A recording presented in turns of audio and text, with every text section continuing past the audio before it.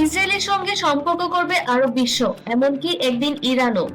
মধ্যপ্রাচ্যে এমন কিছু ঘটছে যা কয়েক বছর আগেও অসম্ভব মনে হতো। ইসরায়েলের সঙ্গে সম্পর্ক করছে আরব দেশগুলো। আর এখন প্রশ্ন উঠেছে, একদিন কি ইরানও সেই পথে হাঁটবে? যদি সেটি ঘটে তাহলে পুরো মিডল ইস্ট বদলে যাবে। ডোনাল্ড ট্রাম্পের সাম্প্রতিক মন্তব্যে নতুন করে বিস্ফোরণ ঘটছে মিডল ইস্টের পলিটিক্সে। তিনি ইঙ্গিত দিয়েছেন, যদি আঞ্চলিক সংঘাত কমে তাহলে ভবিষ্যৎ ইরানও আব্রাহাম অ্যাকর্ডসের অংশ হতে পারে। হ্যাঁ, সেই আব্রাহাম অ্যাকর্ডস, যেখানে ইতিমধ্যে ইসরায়েলের সঙ্গে সম্পর্ক স্বাভাবিক করেছে সংযুক্ত আরব আমিরাত, বাহরাইন, মরক্কো এবং সুদান। এখন গলফ দেশগুলোকেও একই পথে হাঁটার জন্য চাপ দেওয়া হচ্ছে। কিন্তু প্রশ্ন হচ্ছে, হঠাৎ কেন এই পরিবর্তন? দশকের পর দশক ধরে মিডল ইস্টের রাজনীতি দাঁড়িয়েছিল একটি নীতির উপর, ইসরায়েল হলো শত্রু। কিন্তু এখন সেই সমীকরণ বদলাচ্ছে, কারণ মিডল ইস্ট এখন শুধু আইডিওলজি দিয়ে চলে না। এখন সবচেয়ে বড় বিষয় নিরাপত্তা, প্রযুক্তি, অর্থনীতি এবং ক্ষমতা টিকিয়ে রাখা। আর এই সবকিছুর কেন্দ্রবিন্দুতে আছে ইরান। অনেক আরব দেশের ভয়ে ইরানি ইনফ্লুয়েন্স পুরো অঞ্চলে দ্রুত বাড়ছে। ইরাক, সিরিয়া, লেবানন, ইয়েমেন, সব জায়গায় ইরান ব্যাকড গ্রুপের উপস্থিতি এখন বাস্তবতা। ফলে গলফ দেশগুলো এখন ভাবছে তাদের সবচেয়ে বড় শত্রু আসলে কে, ইসরায়েল নাকি ইরান। এবং সেখান থেকেই শুরু হচ্ছে সবচেয়ে ভয়ঙ্কর অংশ, কারণ যদি সৌদি আরব আনুষ্ঠানিকভাবে ইসরায়েলের সঙ্গে সম্পর্ক করে তাহলে পুরো মিডল ইস্টের পাওয়ার ব্যালেন্স বদলে যেতে পারে। বিশেষজ্ঞরা বলছেন, এটি শুধু একটি ডিপ্লোম্যাটিক ডিল নয়, এটি হতে পারে মিডল ইস্টের নতুন সামরিক যুদ্ধের শুরু।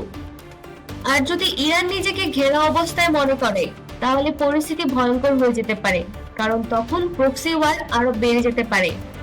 লেবানন, সিরিয়া, ইয়েমেন, এমনকি পার্সিয়ান গলফের অস্থিতিশীল হয়ে উঠতে পারে। এই পরিবর্তনের প্রভাব শুধু মিডল ইস্টে সীমাবদ্ধ থাকবে না, কারণ বিশ্বের তেলের বড় অংশ আসে গলফ অঞ্চল থেকে। যদি সেখানে নতুন সংঘাত শুরু হয় তাহলে বিশ্ব অর্থনীতি কেঁপে উঠবে। আর একটি বড় বিষয় হলো, চীনা এবং রাশিয়া এখন মিডল ইস্টে নিজেদের ইনফ্লুয়েন্স বাড়ানোর চেষ্টা করছে। কিন্তু আমেরিকা বলছে এটি একটি নতুন রিজনাল অ্যালায়েন্স তৈরি করতে পারে, যেখানে ইসরায়েল হবে সিকিউরিটি হাব আর গলফ দেশগুলো হবে অর্থনৈতিক অংশীদার। অর্থাৎ মিডল ইস্ট এখন শুধু যুদ্ধের জায়গা নয়, এটি এখন বিশ্ব শক্তিগুলোর দাবার বোর্ড। কিন্তু সবচেয়ে বড় রহস্যময় তথ্য হলো, কিছু কূটনৈতিক সূত্র দাবি করছে মিডল ইস্টের কয়েকটি দেশ ইতিমধ্যে গোপনে যোগাযোগ শুরু করেছে। পাবলিকলি তারা একে অপরের বিরুদ্ধে কথা বলছে, কিন্তু বিহাইন্ড দ্য সিন হচ্ছে সবাই একই জিনিস ভয় পাচ্ছে, একটি আনকন্ট্রোলড রিজিওনাল ওয়ার। আর ডোনাল্ড ট্রাম্পের সাম্প্রতিক বক্তব্য সেই গোপন পরিবর্তনই ইঙ্গিত হিসেবে দেখা যাচ্ছে। কিন্তু মিডল ইস্টের সাধারণ মানুষ, তারা এখনো প্যালেস্টাইন ইস্যু ভুলে যায়নি। গাজা এখনো জ্বলছে, মানুষ এখনো মারা যাচ্ছে। আর সেই কারণেই এই নতুন সম্পর্ককে অনেকেই দেখছে বিশ্বাসঘাতকতা হিসেবে। তাহলে প্রশ্ন হচ্ছে, মিডল ইস্ট কি সত্যি শান্তির পথে যাচ্ছে, নাকি এটি আরো বড় যুদ্ধের আগে নীরবতা? সৌদি আরব কি সত্যি ইসরায়েলের পাশে দাঁড়াবে? আর সবচেয়ে বড় প্রশ্ন, একদিন কি সত্যি ইরান এবং ইসরায়েল একই জিওপলিটিক্যাল ফ্রেমওয়ার্কের অংশ হবে, নাকি পুরো অঞ্চল ডুবে যাবে এক নতুন সংঘাতে?